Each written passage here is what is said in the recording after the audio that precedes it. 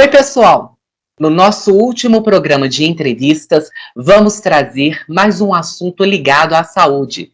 O tema da conversa de hoje é o zumbido no ouvido. No Brasil, conforme dados do Ministério da Saúde, cerca de 28 milhões de brasileiros de qualquer idade sofrem com o problema. Para entendermos mais sobre o conceito de zumbido e o que ele pode desencadear na vida da população, a convidada é a otorrinolaringologista Natália Vale. Doutora Natália, seja muito bem-vinda. Boa tarde, Guilherme. Obrigada aí pelo convite. Muito obrigado, doutora Natália, pela sua presença. E eu gostaria, por favor, que você explicasse qual é o conceito de zumbido. O zumbido, ele é um barulho, né, que não é objetivamente observado por outras pessoas. Eu até gosto de comparar ele com aquela televisão de tubo, que o pessoal, né, não é essa de LED aqui, quando você está fora do canal, tem aquele chuvisco. Então, o zumbido é como se fosse uma interferência aí na audição, né? Então, existem várias causas, né? E aí a gente vai detalhar aí com calma. E quais fatores podem provocar o zumbido? Então, entre 90% e 95% das causas do zumbido vem a perda auditiva, né? Como eu havia comparado em relação a feita essa analogia, né? Uma audição defeituosa, ela vai ter uma interferência que pode ser o zumbido, né? Tem vários tipos de zumbido. Tem pessoas que relatam apito, outras cachoeira, outras uma panela de pressão. Então, varia de paciente a paciente essa descrição, né? Crianças e adolescentes estão suscetíveis a desenvolver o zumbido? Também, né? Hoje, quando eu me formei na minha residência médica, né? Na especialidade de otorrino, a maioria dos pacientes eram idosos, mas hoje a gente está vendo uma prevalência aumentada na população em geral do zumbido, né? Homens, mulheres, crianças, adolescentes, né? Adultos jovens, né? Além dos idosos. Doutora Natália, músicas altas, fones, uma alimentação inadequada podem provocar o zumbido? Com certeza, né? Enfim, o advento aí da pandemia, muita gente trabalhando em home office, né? Crianças, às vezes, adolescentes que ficam no videogame com fone alto, né? Isso propicia a perda auditiva, né? Então, a gente sabe como que a gente vai saber se né, se a intensidade sonora está adequada? Quando a gente consegue ouvir sons externos, alguém te chamando, né? Por exemplo, e você com fone. Se tiver isolado esse som, aí você está com risco de perda auditiva e, consequentemente, o zumbido, né? Em relação à alimentação, com certeza existe uma relação, né, entre o metabolismo, né? Por exemplo, o uso de muito açúcar, né? Pessoas que ingerem muita cafeína, e a gente vê alimentos como café, chocolate, chamate, eles têm uma interferência na orelha interna, né? Que podem gerar ou piorar o som. Enfim, a questão dessa generalização, né? Não existe um estudo ainda consolidado, mas a gente acredita que tem relação até com a Covid, né? Essa irritação aí, tanto da cóclea, né, que é o aparelho, a parte da audição, quanto do nervo auditivo.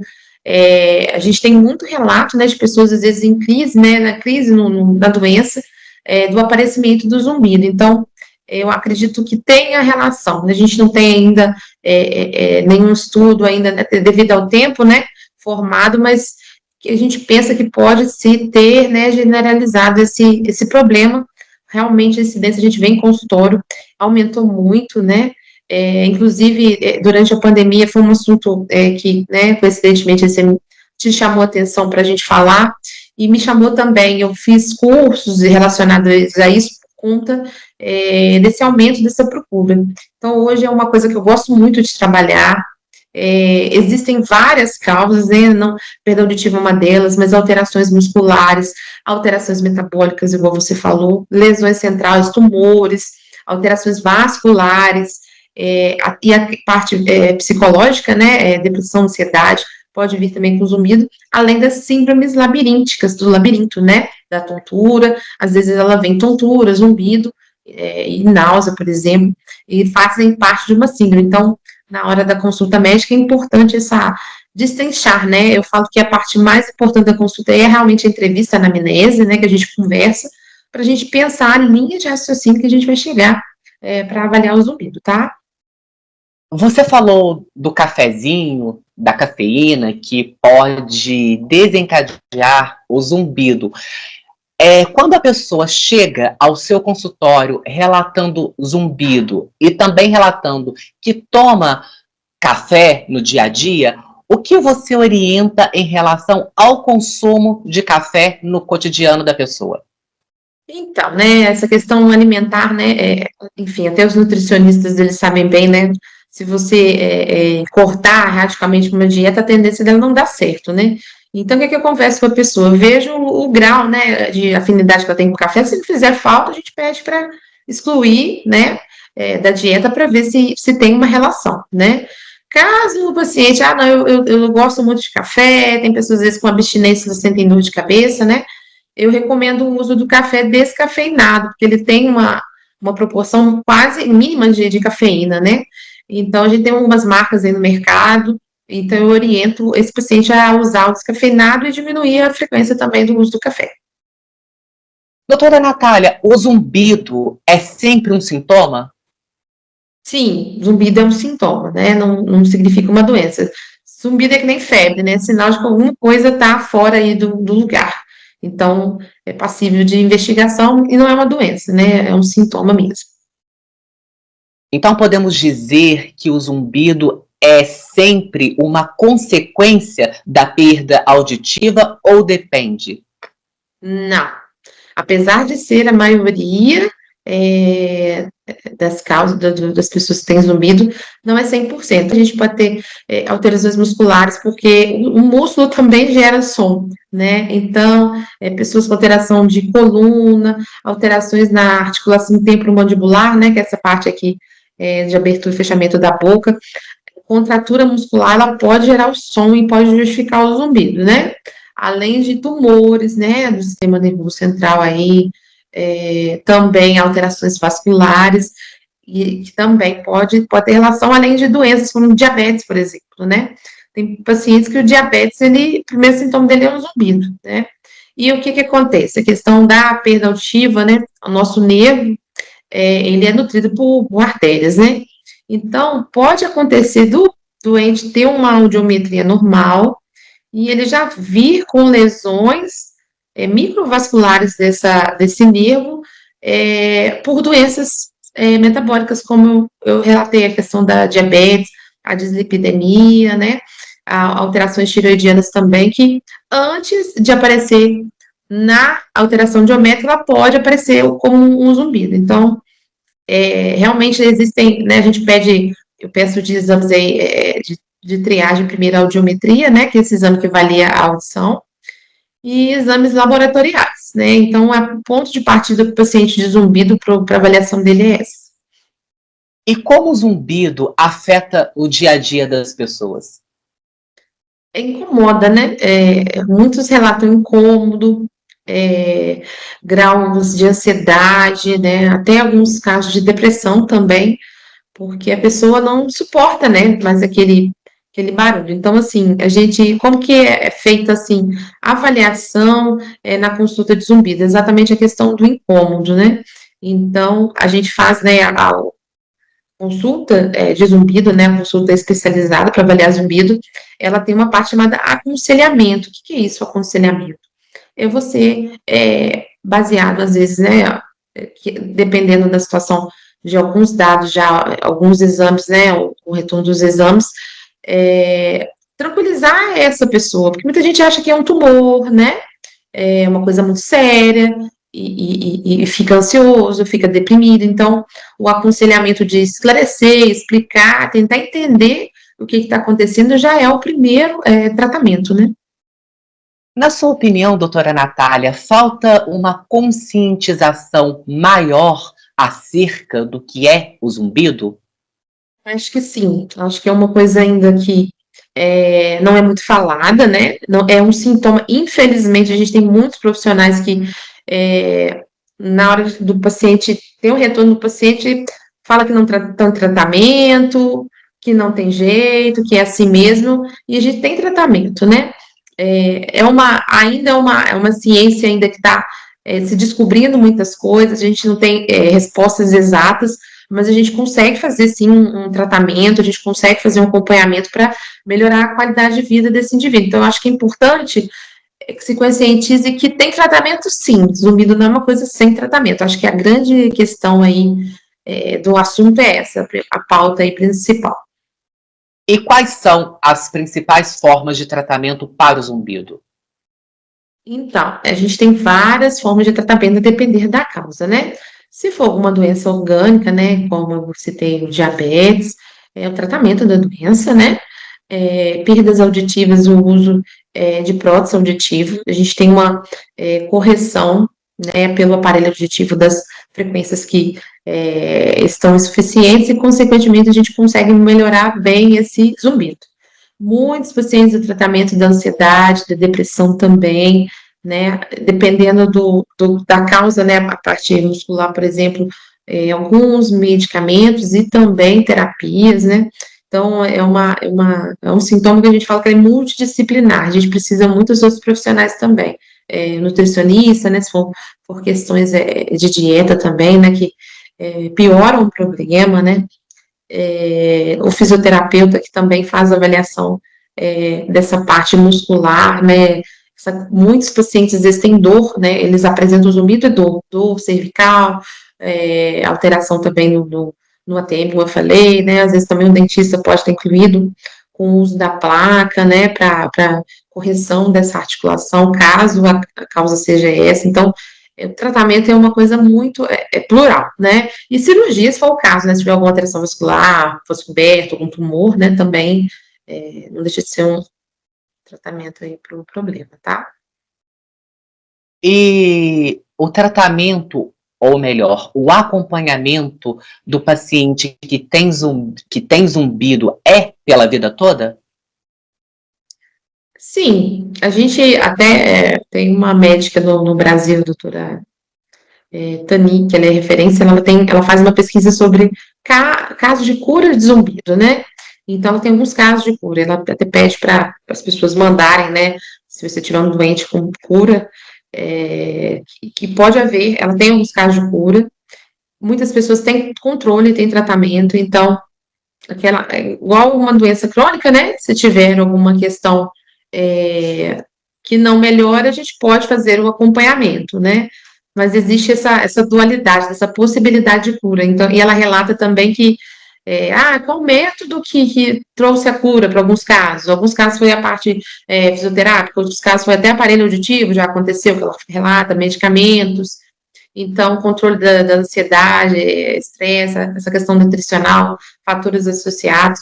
Mas, de forma geral, eu falo com os doentes que é um sintoma, tem que ter paciência, né? Não é na primeira consulta que a gente vai resolver.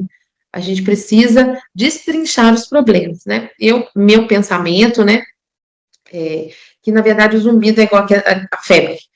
Tem alguma coisa errada com você. A gente precisa descobrir o que é e precisa tratar esses fatores que estão causando isso, né? Então, igual o paciente tonto, né, também com tontura, né, analogamente, são duas queixas aí que a gente pensa, eu tento sempre destrinchar do paciente quais são os gatilhos aí que podem estar piorando o problema, atrapalhando a qualidade de vida dele, né, atrapalhando uma vida funcional dele. Então, o objetivo do tratamento é sempre melhorar essa qualidade de vida, que ele consiga fazer as atividades dele, viver a vida dele, ter uma saúde mental satisfatória, né? Quando falamos em zumbido em crianças e adolescentes, como os pais podem ficar atentos a este problema? Então, na infância, a gente tem também outras coisas que a gente tem que ficar atento. Existe uma queixa, né, que a gente chama de hiperacusia. O que é isso? Um som que para a gente é normal, às vezes para algumas crianças incomoda. Então, às vezes o zumbido pode vir com uma queixa dessa, né? Ah, eu estou num ambiente que está me incomodando aqui, não estou aguentando barulho muito alto. Então, uma criança que, por exemplo, a gente pode fazer uma investigação auditiva, né? E aí pensar, ver, realmente conversar com elas, né, para ver se tem a questão do zumbido, né? Existe um outro conceito também, a misofonia, né, que é um incômodo, alguns sons específicos, né, por exemplo, mastigar, né, ou pessoas se alimentando, pessoas que ficam incomodadas. Então, essas alterações auditivas, elas também estão incluídas aí, em conjunto com o zumbido, elas andam juntas, né. Questões, questões do labirinto também, doenças do labirinto, tem algumas muito comuns sintomas de tontura e zumbido virem associados, então, bem, tem pessoas que têm tendência, né, na família tem labirintopatia, né, que às vezes o chiado ou o zumbido aí pode sinalizar algumas doenças do labirinto, né, não é só a labirintite, o pessoal fala, né, tem várias causas aí, então tem que levar a sério também a queixa dessas crianças, tá? A genética pode influenciar no aparecimento do zumbido? Pode sim, pode sim. Exatamente por conta dessa associação com as doenças do labirinto. Então, pode aparecer a tontura e o zumbido, né? A gente tem algumas vezes, por exemplo, a doença de Meniere, que é uma alteração que a gente tem na cóclea, né, no labirinto. É uma alteração ali dos fluidos desses órgãos, que a gente tem uma alteração da pressão interna, então tem uma alteração dos minerais ali que geram esses sintomas, né? Então, a migrânia vestibular também, que é uma outra doença em que se junta tontura com dor de cabeça, também tem uma causa também aí genética familiar, né? Então, são questões que realmente a tendência familiar é investigar, perguntar se algum parente tem alguma coisa, a gente também pode ter uma pista, né, do problema. Doutora Natália, eu quero muito agradecer a sua gentileza, a sua generosidade e disponibilidade por parar seus compromissos e falar comigo por esses minutos. Muito obrigado. Foi um prazer, Guilherme. Acho que é importante sempre que a gente poder passar informação. É uma parte, né? A gente trabalha, eu trabalho em Bicas, eu tenho um consultório de otorrinolaringologia aqui, trabalho em clínicas em Juiz de Fora, em São João Nepomuceno. Então, hoje a internet, o Instagram, né? As redes sociais, enfim, o YouTube, né? Igual o seu canal aí, que é um canal bem prestigiado aí, diversos profissionais, né? A gente tem como médico também, eu acho que é a oportunidade de, além de, na consulta médica, né, passar informação para os doentes, a gente tem essa oportunidade nos outros canais de promover a saúde, né, e a prevenção é o melhor tratamento, não é verdade? Eu não poderia encerrar a trajetória do Guilherme Ferreira Entrevista aqui no YouTube sem gravar este vídeo especial de agradecimento para você aí de casa que me acompanhou durante 4 anos e meio aqui no YouTube. Muito obrigado a quem comentou, a quem curtiu, a quem compartilhou, a quem divulgou cada entrevista postada semanalmente aqui.